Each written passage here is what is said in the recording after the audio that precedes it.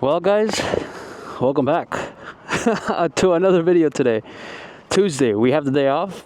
Decided to take an extra long weekend, with Monday being Martin Luther King Day and today just being our day off. Hey, we gotta use them. If we don't use them, we lose them. So I figured, let's use them. Before we get started into today's video, which is a spicy one, we're so close to 1,000 subs, guys. So close. If you guys, by the end of the video, do find yourself enjoying the content and find yourself engaged with the content, make sure to hit that like button and make sure to subscribe.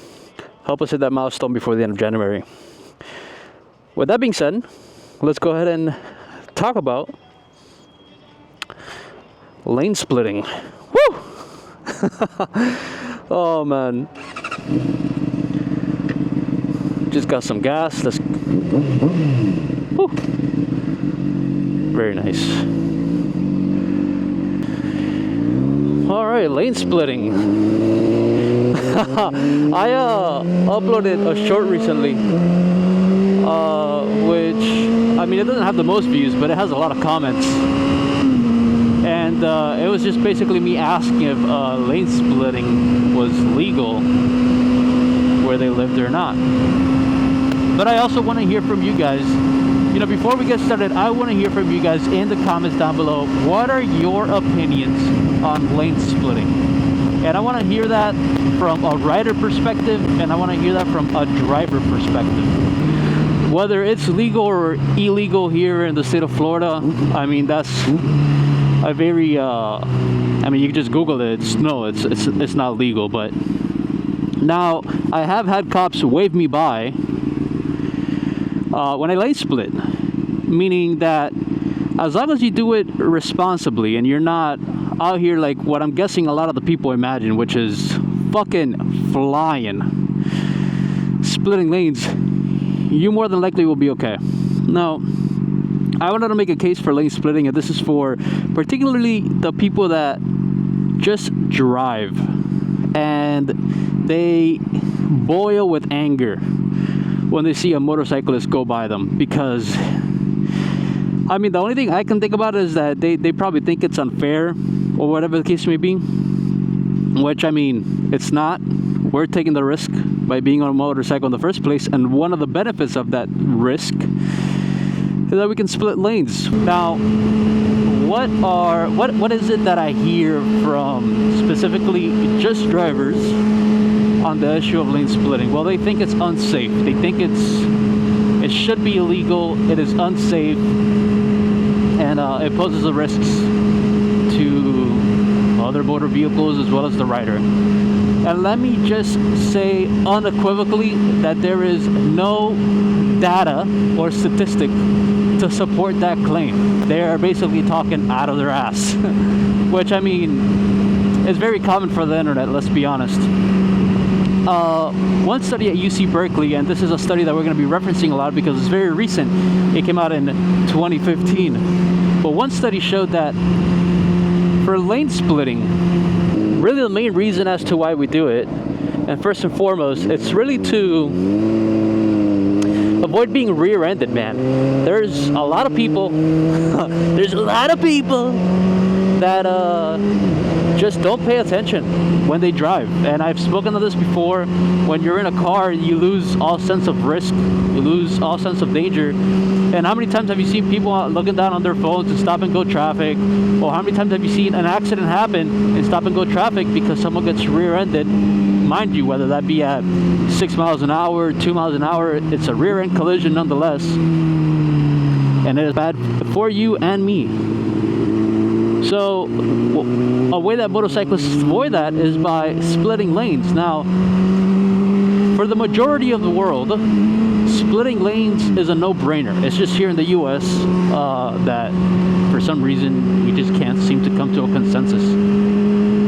But the stats are there. It is inherently safer when done correctly. Again, it's when done correctly. I'm not saying that lane splitting at 80 miles an hour with high variability traffic should be done, but when it's bumper to bumper or heavy flow of traffic, lane splitting should be permitted. Now, a lot of drivers complain not just like, oh, it should be illegal and it's a risk, which we already proved that it's not. I mean, studies have shown, like I mentioned, that it is a lot safer for a motorcyclist to split lane in heavy traffic than just to sit there.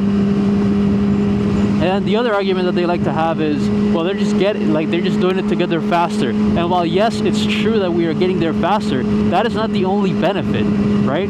A benefit to you is that there is now not another vehicle adding to that traffic congestion, right? If I have to sit in traffic with you, you have to leave extra space for me and the car in front.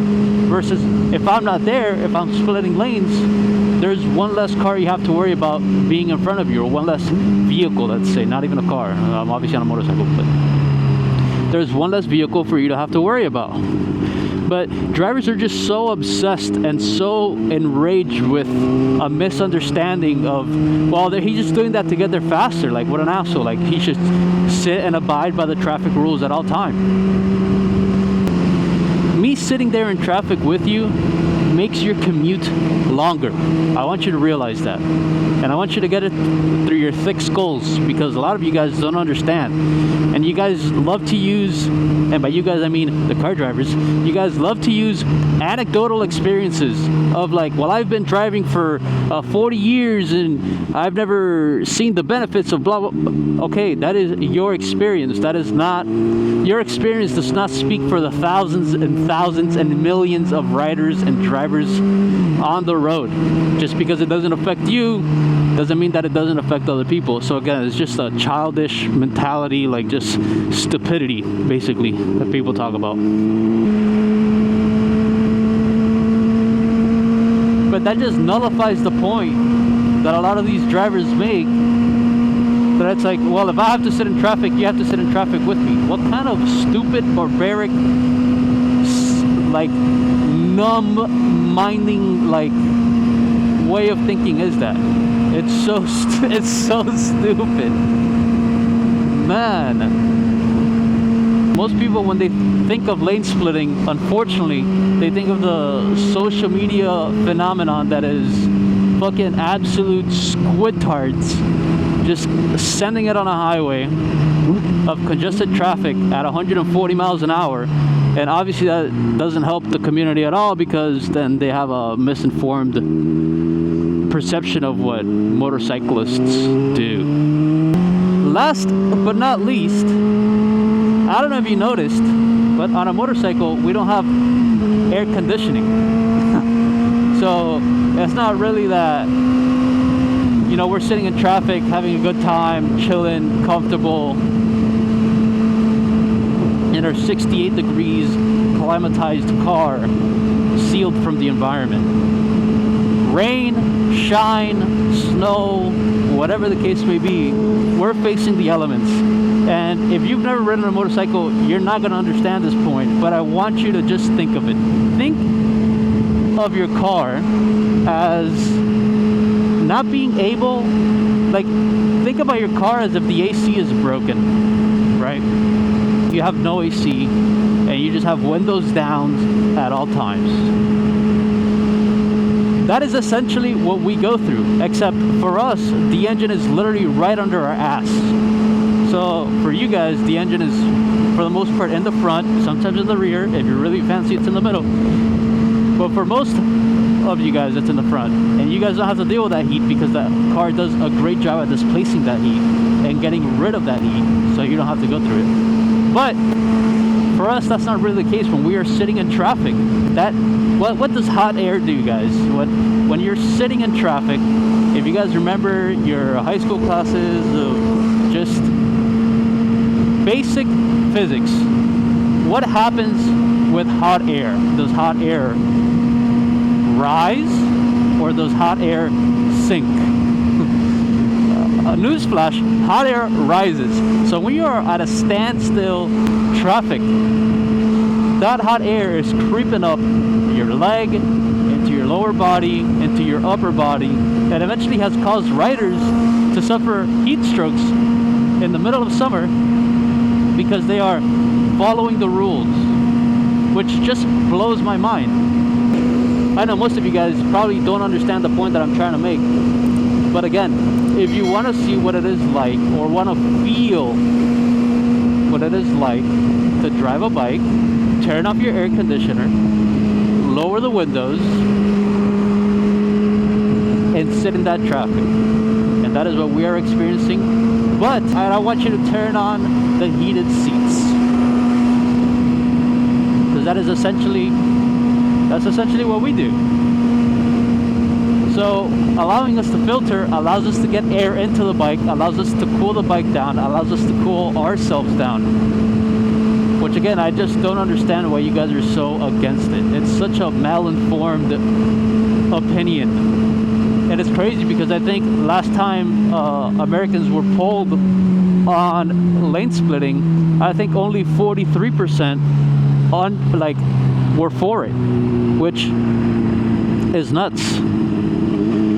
So a great example is here at the stoplight. What am I doing to you if I just did this? How am I adding to your commute time? I just don't understand it. Genuinely, I don't understand it. And I'm a lot safer here. I don't have to get rear-ended. I don't have to worry about a car coming in, not paying attention, rear-ending me and smashing me into the car in front. So I just want you guys to get that through your thick freaking skulls, man. That is all I want.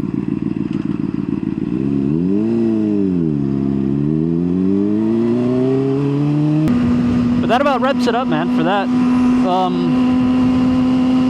As a summary, lane splitting on a motorcycle when done correctly is safer for the rider from rear-end collisions. Only 6% of the bikers that lane split end up getting rear-ended versus 20% of the ones that sit in traffic. Secondly, it alleviates traffic congestions. It takes away from the time that you and I have to sit in traffic. Third and final point, motorcyclists inherently have to deal with climate. And not just climate, but their bike. And bikes are hot. So allowing riders to lane split and deadlock grid traffic allows them to cool down, keep their bodies in a normal operating window of temperature as well as their bikes. And that's pretty much it, man. That's pretty much it. I hope lane splitting becomes legal everywhere in the United States. But with that being said, guys, we're gonna wrap it up here. Time to go home, time to have some lunch, and just chill on our day off. And as always, ride safe, have fun, and I'll catch you guys on the next one.